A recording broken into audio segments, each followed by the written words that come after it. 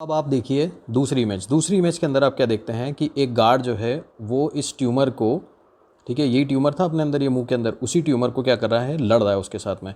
और बेसिकली तलवार आप देखिए, उसकी तलवार जो है उससे भी ज़्यादा है। बेसिकली ये तलवार का सिग्निफिकेंस ये है, ये इमेज क्या बता रही है कि ये जो वॉरियर है वो बेसिकली एक सर्जन है जो इस ट्यूमर को निकाल रहा है, ठीक है। जनरली सर्जन का काम भी यही होता है। तो अपन क्या करना चाह रहे हैं, इस स्वॉर्ड से बेसिकली ये बताना चाह रहे हैं कि हम इसको एक्साइज करेंगे, जिसको हम बोलते हैं वाइड लोकल एक्सीजन, ठीक है।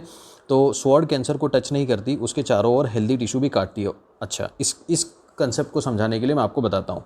देखिए, ये लाल कलर की जो मार्जिन उसके अराउंड दिख रही है, वो उसका इंपॉर्टेंस है। वो क्या इंपॉर्टेंस है, वो ये बताना चाह रहा है कि आपने सिर्फ ट्यूमर को नहीं निकाला है, आपने उसके आसपास की जो मार्जिन्स है ना, उसको भी अलग करके निकाला है। इसका मतलब ये है कि आपने फ्रेश मार्जिन्स लिए है, ठीक है।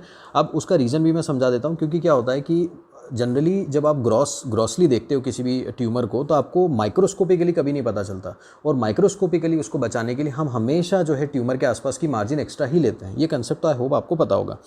तो अब ये देखिए कि ये क्या कह रहे हैं। अब इसमें इस इमेज के अंदर देखिए, दो राजा हैं, एक बूढ़ा है और एक जवान है। बूढ़े राजा के पास एक स्केल है और जवान राजा के पास भी एक स्केल है, ठीक है। बूढ़े राजा जो है उनके पास में जो स्केल है वो कह रहा है 1 सेंटीमीटर, और जो हमारे पास में नए राजा है उनके पास में जो स्केल है वो कह रहा है 0.5 सेंटीमीटर। कहने का तात्पर्य ये है कि पहले ये कहा जाता था, क्योंकि बूढ़े राजा के हिसाब से तो पुरानी पिक्चर हो जाएगी, तो पहले ये कहा जाता था कि आप जो मार्जिन लोगे वो 1 सेंटीमीटर की लोगे, लेकिन अब जो नए राजा है वो कहते हैं नहीं भैया, आप 0.5 सेंटीमीटर की ही मार्जिन ले लीजिए। तो यही जो रेड सर्कल था वही बता रहा है कि 0.5 सेंटीमीटर की मार्जिन अब हम लेंगे, ठीक है। तो यही कंसेप्ट है इसके बारे में, ठीक है। फिर हम चलते हैं नेक्स्ट हमारे कंसेप्ट पे। अब आते हैं हम लिम्फ नोड के इन्वॉल्वमेंट पे। अब मॉन्स्टर जो है, ओके, वो अकेला नहीं है, वो नेक में भी कैंप बना लेता है, ठीक है।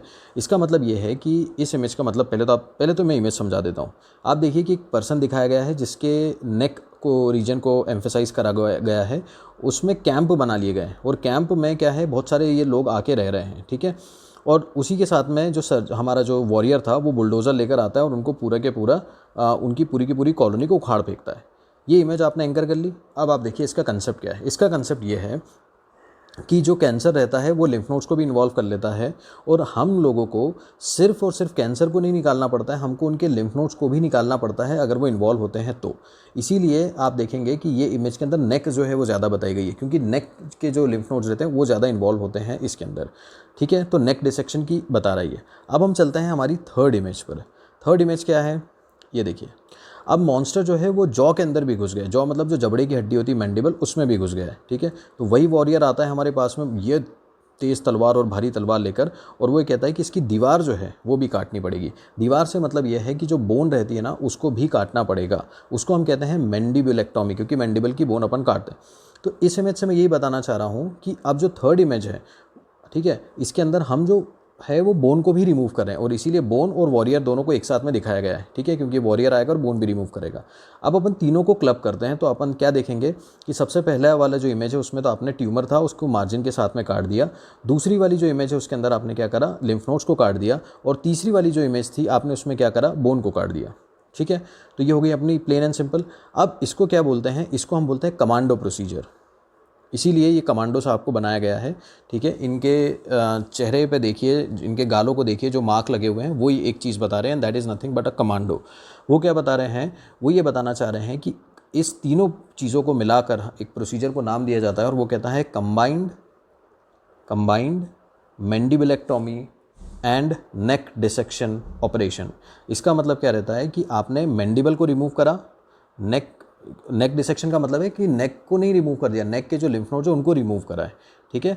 और जो ट्यूमर था उसको तो आपने निकाला ही है। तो इन तीनों को मिला के ये कमांडो बन जाते हैं।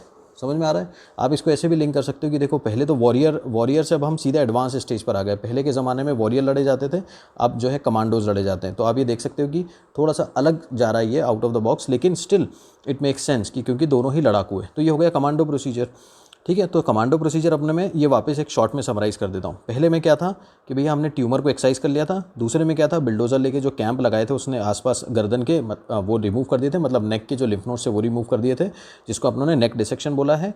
और उसके बाद में क्या था कि जो बोन थी उसको रिमूव कर दिया था, दैट वाज मैंडिबुलेक्टॉमी, जिसको हम मिला के क्या बोल रहे थे, कमांडो।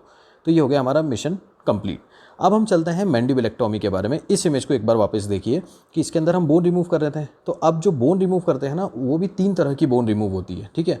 उसको जो है मैंने इस चॉकलेट इमेज से समझाया है, ठीक है, क्योंकि आप चॉकलेट का मुंह में ही डालते हो तो जॉ से उसका कोई ना कोई रिलेशन हो ही गया। तो इस चॉकलेट से आपको ये चीज़ याद आ जाएगी, ठीक है। अब वो क्या है कि बेसिकली क्या है, वो 3 टाइप की है, एक है सेगमेंटल, एक है हेमी और एक है मार्जिनल। अब सेगमेंटल में क्या होता है कि एक छोटा सा टुकड़ा जो रहता है चॉकलेट का, सपोज़ वो मॉन्स्टर खा गया, ठीक है, तो सर्जन जो बोलता है वो ये बोलता है कि अगर उसका जो झूठा झूठा हिस्सा है उतना निकाल दो आप। कहने का मतलब ये है कि जिस भी चीज़ में मॉन्स्टर ने हाथ लगाया बस उतना पोर्शन चॉकलेट का निकाल दो, ठीक है। वो होता है सेगमेंटल। हेमी जो होता है वो होता है कि अगर उसने आधा हिस्से को खा लिया है या आधे हिस्से को टच कर लिया तो आधा हिस्सा निकाल दो। और लास्ट में जाता है वो ये कि अगर इसका मतलब पहले मैं समझाता हूँ कि सपोज़ जो फ्रॉस्टिंग होती है हर चॉकलेट केक के ऊपर, जो क्रीम रहता है ना, उसको फ्रॉस्टिंग बोलते हैं। बाय द वे मुझे नहीं पता था, इसलिए मैं समझा रहा हूँ उन ऑडियंस को जिनको नहीं पता है। तो जिन जिन जो जो केक और क्रीम वगैरह अपन ऊपर लगाते हैं उसको फ्रॉस्टिंग बोलते हैं। तो अगर सपोज़ कि वो फ्रॉस्टिंग चाट ली है उस मॉन्स्टर ने, तो आप क्या करोगे, आप सिर्फ उतना उतना पोर्शन जो उसको शेव कर दोगे, उतना उतना पोर्शन आप निकाल दोगे। तो ये तीनों चीज़ों से इमेज तो क्लियर हो गई है ना, कि ट्यूमर ने चॉकलेट के किस पोर्शन को छुआ है, उससे हम डिपेंड करते हैं कि हम उसका क्या ट्रीटमेंट करेंगे। अगर छोटा सा पोर्शन छुआ है तो हम उसको रिमूव कर देते हैं, जिसको हम सेगमेंटल मैंडिबलेक्टोमी बोलते हैं। अगर उसने आधी चॉकलेट को छुआ है तो हम क्या करते हैं, हेमी मैंडिबलेक्टोमी, आधी रिमूव कर देते हैं। और अगर सिर्फ उसने चाटा है ऊपर ऊपर से तो हम क्या करते हैं, सिर्फ शेविंग कर देते हैं, जिसको मार्जिनल मैंडिबलेक्टोमी बोलते हैं। तो सेगमेंटल से तो एकदम क्लियर है, हेमी से भी आधा है। मैं मार्जिनल आपको बताता हूँ, ठीक है। अब मार्जिनल और इनको समझने के लिए ये इमेज आप मेरी देखिए, ठीक है। अब इसमें क्या हो रहा है, पहली वाली जो इमेज है वो है मार्जिनल। मार्जिनल के अंदर आप देखेंगे तो हमने जो बोन रिमूव करी है, ठीक है, वो एल्वियस रिमूव करा है और ऊपर की मार्जिन रिमूव करी, ना कि नीचे की। और जब आप दूसरे वाले के अंदर देखेंगे, दैट इज सेगमेंटल मैंडिबलेक्टोमी, उसमें पूरा एक सेगमेंट रिमूव करा है। एल्विला दांत तो रिमूव करे ही हैं, एल्विला तो रिमूव करे ही हैं, इंफीरियर मार्जिन जो थी वो भी रिमूव करी है, लेकिन पूरी की पूरी बोन भी रिमूव करी है। और इसीलिए क्या होगा कि जब हम मार्जिनल मैंडिबलेक्टोमी करते हैं तो अपनों को ज़्यादा रिकंस्ट्रक्शन की ज़रूरत नहीं पड़ती है, लेकिन जब आप सेगमेंटल मैंडिबलेक्टोमी करते हैं तो उसमें रिकंस्ट्रक्शन की ज़रूरत पड़ती है। अब रिकंस्ट्रक्शन क्या होता है, उसमें क्या क्या फ्लैप्स लिए जाते हैं, अगर वो आपको समझना है तो उसके लिए आपको मेरा नेक्स्ट वीडियो देखना चाहिए, ठीक है, जिसमें मैंने सारे फ्लैप्स के बारे में बताया है कि हम कौन कौन से फ्लैप यूज़ करते हैं। तो चलिए, आपका बहुत बहुत शुक्रिया। आई होप आपको ये चीज़ समझ में आई हो काफ़ी बेहतरीन तरीके से और आप इसको काफ़ी लंबे समय तक याद रख पाएंगे। आपका बहुत बहुत शुक्रिया मेरा वीडियो देखने के लिए।